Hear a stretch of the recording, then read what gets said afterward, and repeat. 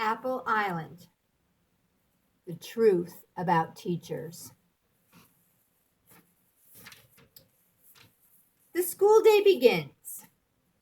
She's a crabby old fat lady who hasn't taught us a thing. I hate teachers. I hate school, Bradley announced as he trudged toward the very place one October morning. The sun was up, but not far enough up to warm the chilly air. Puffs of steam shot from Bradley's mouth as he spoke. Boring, boring, boring. That's what school is. I wish all teachers in schools would disappear forever. Duncan, Bradley's friend and classmate, strutted 2 steps ahead, trying to pick up the pace. School is school. And teachers are teachers, he said. And since we have to go to school, we'd better hurry or we'll be late. Nothing makes the teacher crabbier than when kids are tardy. Bradley stomped on a pill bug that had the misfortune of crossing his path. But Mrs. Gross is crabby all the time, he said. The only time you see her smile is when she's dishing out punishments.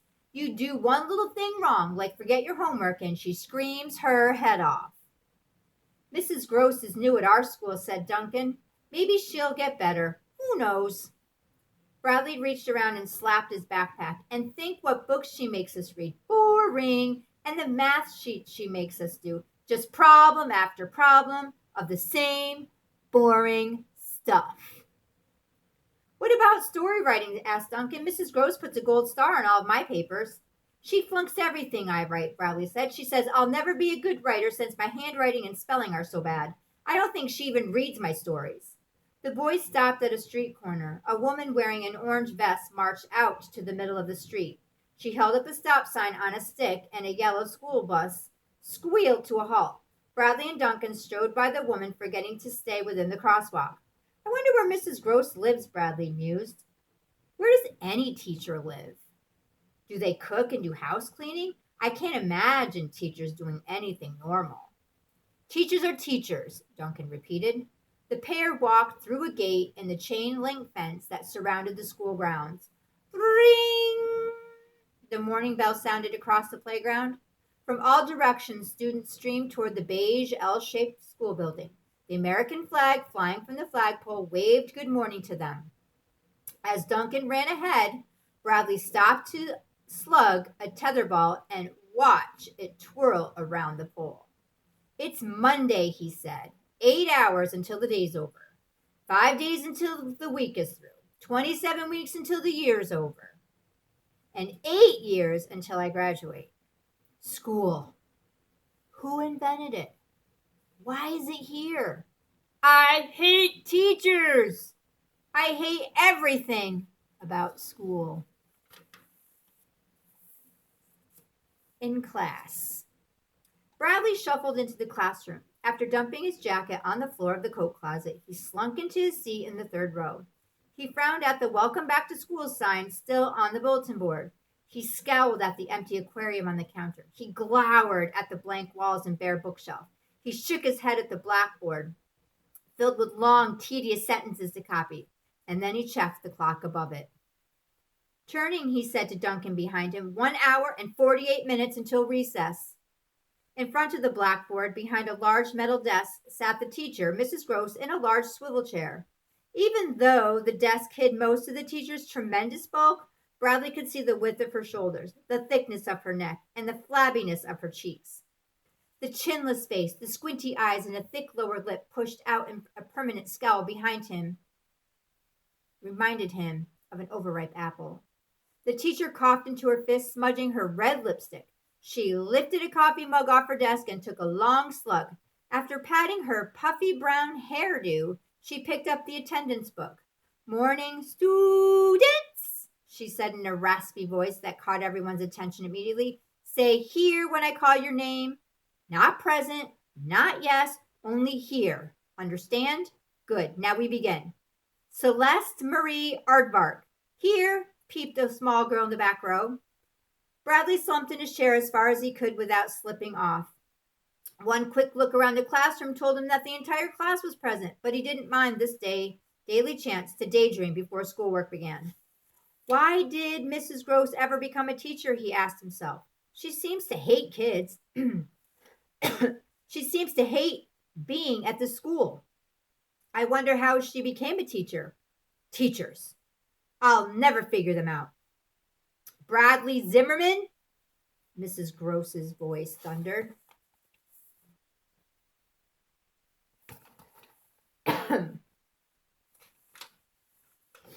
Bradley jerked straight up in his seat. Present, he piped up.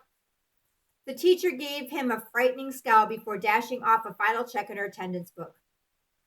She took another gulp of coffee and wiped her lips with the back of her hand. Good. Students, she said. Everyone is here today.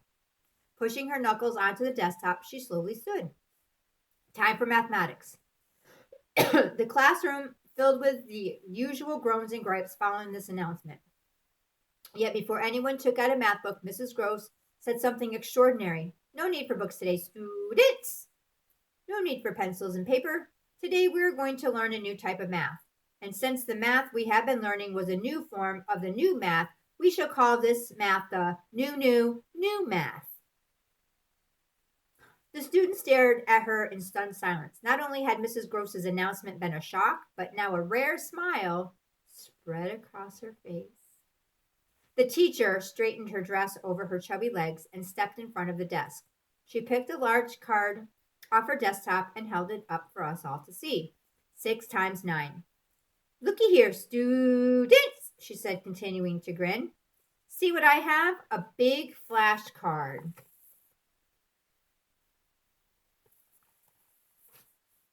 And see what the flashcard says, 6 times 9. Now, can anybody tell me what does 6 times 9 equal? A hand shot up in the front row and waved frantically back and forth like a windshield wiper set on double speed. Mrs. Gross pointed a sausage finger at a boy with a face full of freckles and shiny braces. Yes, Errol, she called. 6 times 9 equals 54, the boy spouted out. Yes, Errol, Mrs. Gross said. That is absolutely correct. Did everyone hear Errol? Did everyone notice how Errol is paying attention and raised his hand before answering? Good boy, Errol. Errol turned in his seat and flashed a silvery grin toward his classmates. Bradley squinted at the boy. Teacher's pet, he muttered. Errol was a show-off. Errol was a tattletale. Errol had gotten Bradley in trouble many times. Bradley despised him. Now, students, Mrs. Gross said, pay close attention. Watch what I do. With a great deal of ceremony, she turned the flashcard upside down and it read 6 times 9. Now, students, tell me the answer. Several voices repeated, 54. Mrs. Gross's thick lips spread wider. Remember, students, this is the new math, she said. 6 times 9 right side up equals 54. Upside down, it equals 45. In the third row, Bradley, who had been daydreaming, sat bolt right up at his desk. What? What did the teacher say? Mrs. Gross held up a flashcard that said 1 times 1. What is the answer, students? She asked. 1, the class chorused. But, said Mrs. Gross. Again, she turned the card upside down. Now it equals 11. So you see, students, in the new math, any problem that looks the same right side up as upside down has 2 answers. This is true with 11 times 11, 16 times 91, and so forth. Any questions? Good. That is all the mathematics for today. Bradley sat in his seat without moving. What was going on? Everything the teacher just said was wrong. The new math made no sense at all. He waited for a classmate to say something, but no one did. Bradley couldn't help himself. Something deep inside him demanded that he speak up. But that's ridiculous, he blurted out. A hush fell over the classroom. Everyone stared at Mrs. Gross. Her smile collapsed. She clasped her hands behind her grand behind and rocked back and forth on her heels. One thick eyebrow crept up her forehead as she glared at Bradley in the third row. Well, Mr. Zimmerman, she said. Well. So you think mathematics is ridiculous, huh? Bradley's armpits grew hot. No, he said, it's just hard to believe that the answer changes just because you turn the flashcard upside down. Mrs. Gross smiled around the room. Well. Just listen to Bradley. Students, she said. He thinks he knows more about math than the teacher does. He thinks that he is a math wizard or something. Snickers surrounded Bradley. He felt a tap on his shoulder. Come off it, Bradley, Duncan whispered. The teacher said math was over, so it's over. Before Bradley could say another word, Mrs. Gross had turned toward the blackboard and grabbed a piece of chalk. Time for spelling. Students, she announced. And guess what? Spelling has also changed.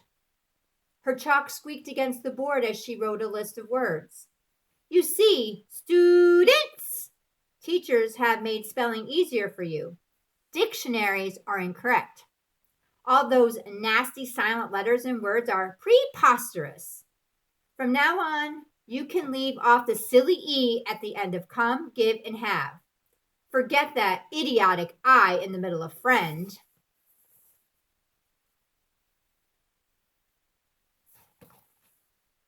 Why bother putting the dumb B at the end of climb and never write phone with a PH or laugh with a GH again? Enough already. If you hear an F, just put an F. Again, Bradley spoke before he could stop himself. But you can't change spelling like that. No one will understand what you are writing. Groans filled the air. Duncan let out a long sigh. Mrs. Gross spun around and pointed her chalk at Bradley. Doubting the teacher again, eh, Mr. Zimmerman? And since when are you such a fine speller? Eh? I do believe you fail every spelling test I give. In fact, Mr. Zimmerman, you flunk most things in this class. I've rarely seen such little ability in a student. And dear boy, report cards are coming out next week. Not a good time to question the teacher. Nope, not a good time. I'll have to make note of this. By this time, sweat was dripping down Bradley's forehead. He wanted to speak out again, but the teacher's frightening glare kept him silent. Next, Mrs. Gross pulled down the map above the blackboard. At once, Bradley saw that this map was different. It showed the normal outlines of the United States, but within the borders, more black lines had been added. Now, students, said the teacher, if there are no more interruptions, I will teach you about the 70 states in the United States of America. At that moment, the recess bell rang. The teacher turned and said, You have done an excellent job this morning, students. You have, now please remember, the things I taught you this morning are very new. Your parents won't understand them. Perhaps it is best not to talk about anything you learn in school from now on. Understand? Good. Class dismissed.